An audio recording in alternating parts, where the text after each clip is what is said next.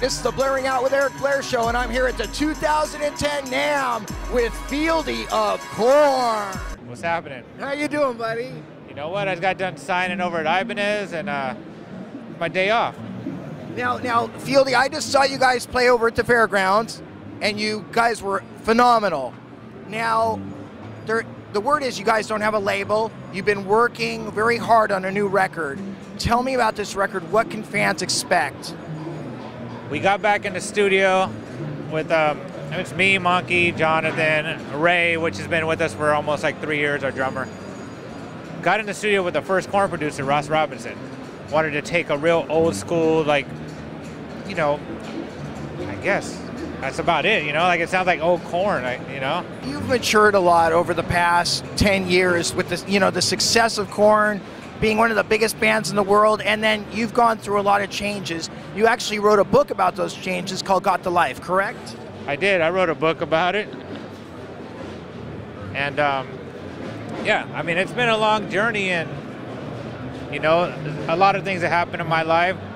Same with, like, Head, you know, we both accepted Jesus Christ in our life, and it changed my life, man. And it's like, it's been great, you know. It's been the new years ahead of me. I'm excited about. Just working a lot, been busy. On the other side of the flyer, I put out a Stillwell, which is, I'm playing guitar in this band, and I just finished a bass album called Basically. So I got a couple projects coming out. I'd like to write a book again, because, you know, I'm in a new chapter in my life, and it's been probably 3 years since I wrote that book. Just to, you know, show people where I'm at today. Who knows, you know? How did you finally come? Because a lot of people that are Christians would have never thought that you would have given your life to Christ. Growing up, being a rock star, and I did a lot of hard partying, and it's funny because I was talking about this with a friend of mine last night, and I got to a point where I was partying, and I was the type of guy where I'm shaking and living how I thought you're supposed to live, and like throwing up, and I would laugh about it, you know, and just the consequences were getting overwhelming, the guilt, you know, and all, you know, everything. And then to top it off, my dad gets put in the hospital and dies.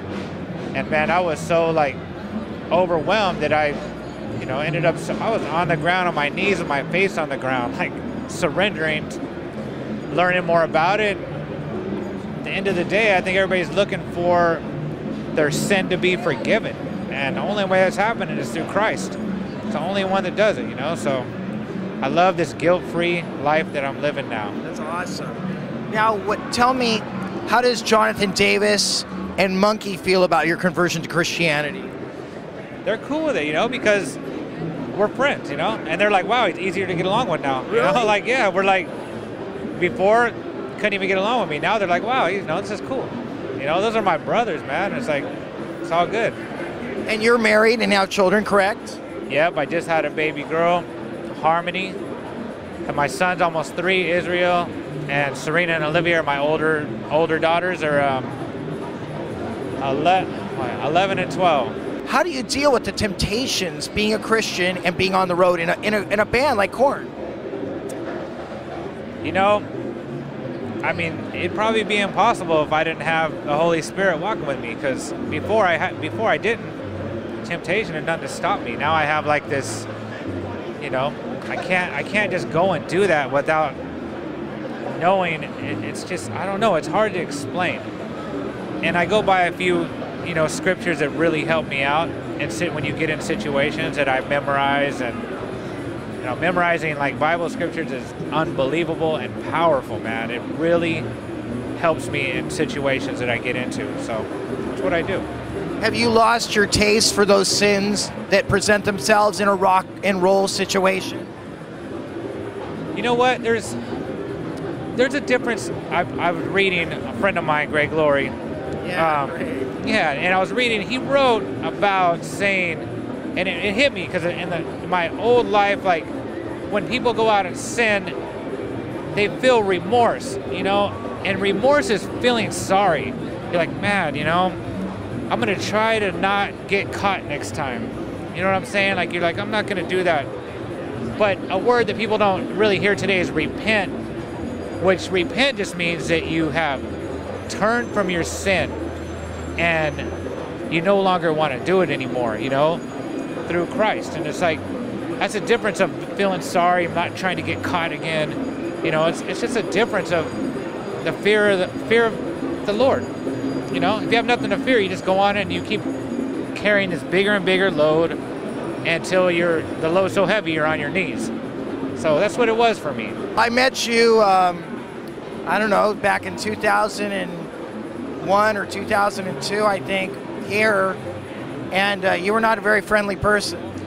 You're absolutely right, and I have a lot of repairing to do, and all I can say is, like, for myself, the grace that God has given me, I hope I can only do that with other people, and I hope people do it with me, because, you know, like, in other words, like, I'm here to try to make a change, repair. It's been a long journey, man.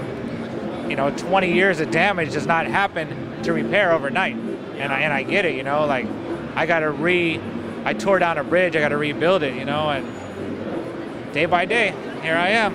How do you see the Christianity, besides the guys in the band not being, upset about it, but how has you seen it affect their lives for the better? Your witness.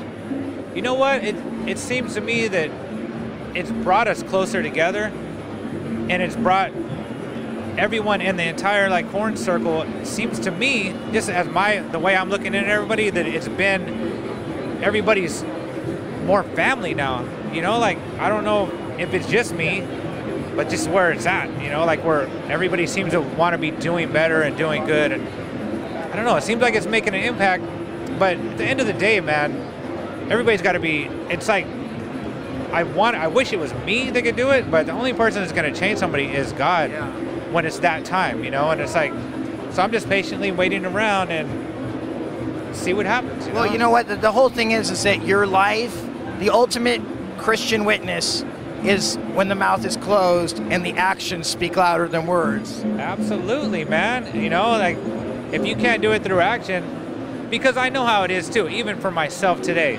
I'll have a friend that, you know, surrenders to Christ, and I'm even sitting back going, well, let's see. And only time, because everybody's like, is this really real?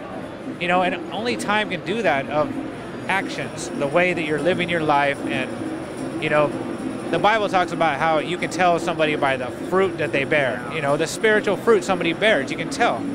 So, but sometimes it just takes time, because everybody's like, wants to point the finger going, I told you so, I knew it wasn't real, or whatever it is. And it's like, time it's slow when you're waiting on certain things like that, you know. And it's only been, for me, 4 years, you know, and that seems like eternity, but it's slow. So it's amazing, you know. You don't, the thing is that you turned to Christ, and God probably saved you from God knows what. Absolutely, man, and I can't believe I'm alive, you know, from some of the things that I've done. I should have been in jail. But you look great. Thanks, man. And it's great to talk to you. I totally feel the peace coming off you, that you know peace, you know? And my next question is, what's going, and now that you're a believer, it wouldn't be that hard for Head to come back and be in KORN again. You know, I actually talked to him. He came to my house, we hung out, we talked, and it's all timing, you know? Like, we gotta wait for, like, I've heard somebody else say it once before, and I love this saying. It said, because you've heard when God opens a door, you know? Well, when God opens a door, it'll be open so wide you can drive a freight train through it sideways.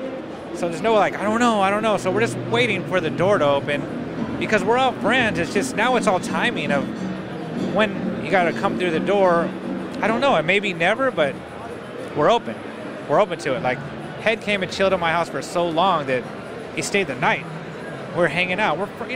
We grew up together, you know, we're friends. And now where he's at today, he was like, he wants to do it, you know, he wants to come back, but it's like, everybody, it's a band, there's a lot of different personalities, and everybody's got to agree. And I love to see him back, because I miss him. He's a funny guy, you know, he's a good dude, he's a great musician, and, you know, let's see what the future brings. Tell me about your other band. Stillwell's a band that I play guitar in. Love from POD is playing drums. Friend of mine, Q, is on vocals, and Pablo on bass. They're actually here. Q's right there, my vocalist. and we're calling it street metal.